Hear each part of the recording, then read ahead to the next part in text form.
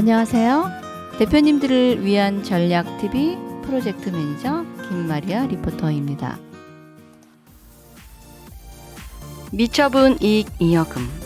네, 오늘 첫 번째 순서로 준비했습니다. 미처분 이익 잉여금. 그거 많으면 많을수록 좋은 거 아닌가요? 네, 과연 그런지 한번 알아보도록 하겠습니다. 현장에서 상담을 하다 보면 회사에 처분되지 않고 쌓여있는 미처분 이익 잉여금은 아주 많은데 그것이 어떤 문제를 가져오는지 알고 계시는 대표님은 의외로 많지 않습니다. 법인에 돈이 많은 것과 대표님이 부자인 것은 별개의 문제죠.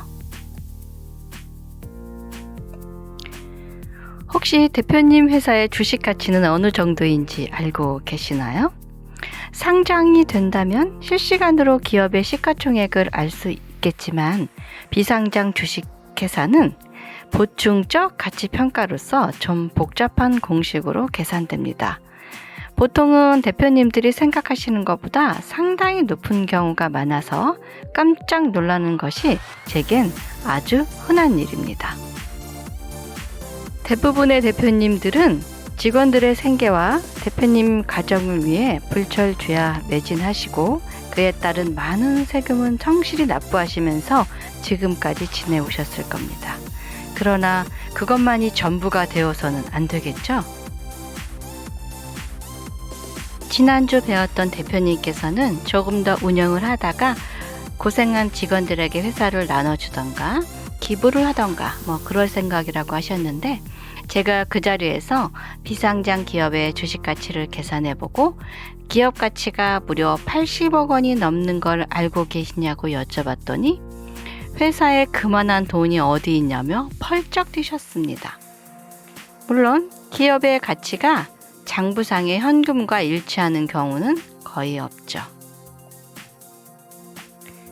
매출 채권이나 건물, 시설, 장비, 유동, 비유동 자산, 때론 가지급금, 대여금 등 여러 가지 항목으로 녹아있기 때문에 기업의 가치는 현재 보유 구매가는 맞아떨어지지는 않지만 국세청은 세금 부과의 기준을 기업의 주식 가치로 보기 때문에 대표님들께서는 본인 회사의 주가가 어느 정도인지는 꼭 알고 계셔야 합니다. 대표님의 순수한 생각대로 회사를 직원에게 준다면 증여에 해당되겠죠. 받는 사람, 즉 수증자는 당장 거래도 되지 않는 주식을 받는 대가로 정작 증여세는 3개월 이내에 현금으로 선납을 해야 되는데 과연 직원들이 그런 엄청난 부담을 안고 흔쾌히 수락을 할 수 있을까요?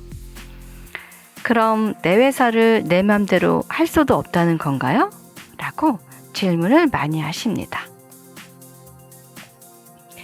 네, 법인은 주주와 경영의 분리가 원칙인데 보통 대표님이 100% 지분을 소유하고 있는 경우가 많아서 이는 주주이면서 경영자이기도 하시기 때문에 대부분 법인을 자신의 것으로 오해할 수도 있습니다. 그럼 기부해버리지 뭐. 그렇게 쉽게 말씀하시면서 전화 통화하실 땐 단가 문제로 왈가왈부하시고 세금 때문에 사업을 못해 먹겠다고 정부에 불평도 하시면서 한 푼이라도 더 벌려고 애쓰시는 건 더 많이 기부하기 위해서 그러신 걸까요? 직원들은 대표님과 상증세법상 특수관계인이기 때문에 법에서는 특수관계인끼리는 시가 거래를 원칙으로 합니다. 처음 설립 시에 액면가가 5,000원이었는데 지금 주가가 5만 원이라면 액면가가 아닌 5만 원인 시가로 거래를 하셔야 합니다. 그럼 좀 더 심각한 상황을 이야기해 보겠습니다.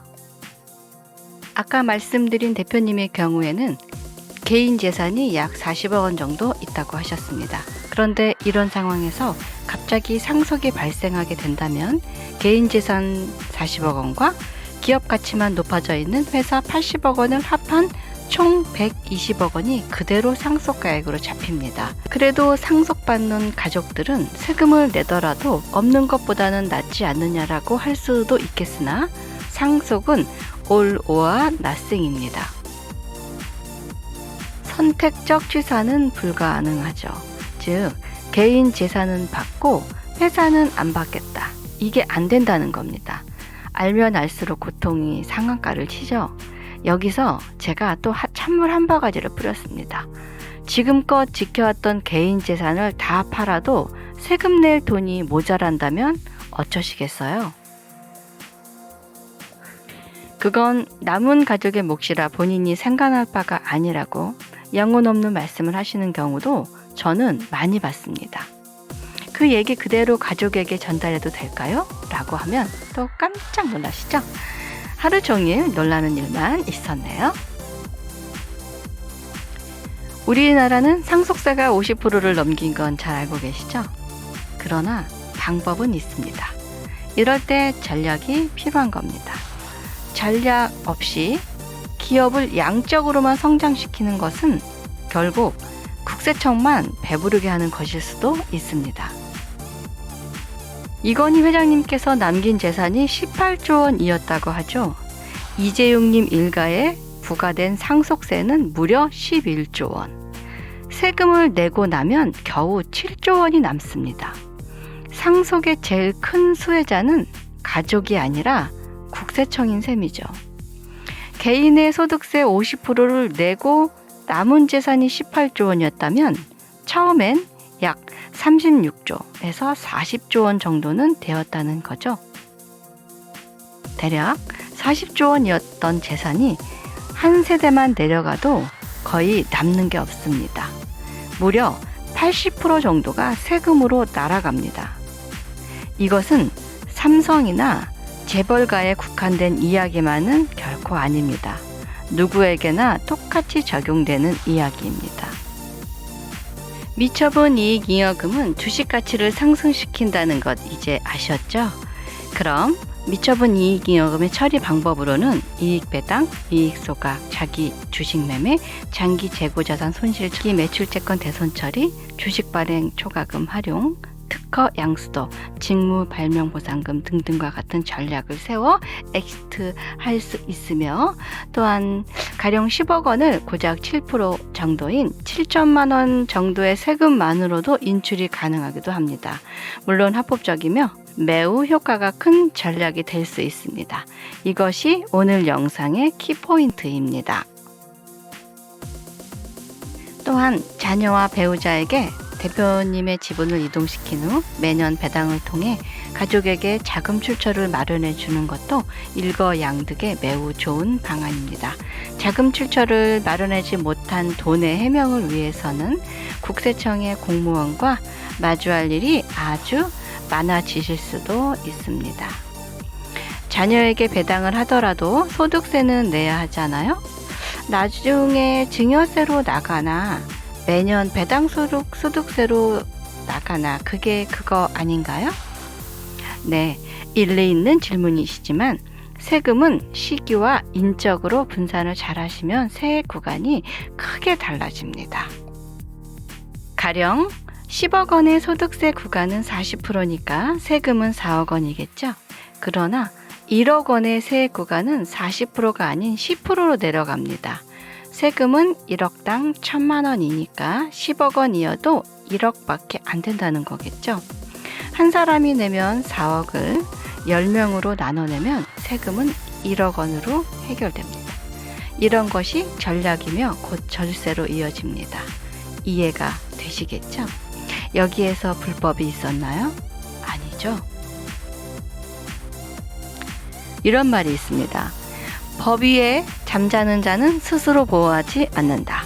즉, 법을 모르고 전략 없이 기업을 운영한다? 결국 대표님은 공무원도 아닌데 국세청을 위해서 오늘도 일찍 일어나서 뛰고 계시는 겁니다. 즉, 법을 알면 경영이 편하다. 세상은 아는 만큼 보이고 전략 없는 경영은 곧 돈으로 때워야 한다. 네. 오늘은 미처분 이익잉여금이 가져올 악영향에 대해 아주 가볍게 이야기를 나눠보았습니다. 저희 경영인을 위한 전략TV에서는 많은 전문가들이 대표님과 함께 고민하며 기업을 성장시키는 데 노력해왔고 많은 절세 솔루션으로 좋은 결과를 이뤄냈습니다. 제가 영업을 직접 도와드리는 건 아니지만 절세가 영업 위에 있다고 저희는 자부하고 있습니다. 오늘 긴 영상 끝까지 시청해주신 대표님께 감사드리며 구독과 좋아요는 가장 쉬운 기부입니다. 다음 영상에서 뵙겠습니다. 대표님 화이팅!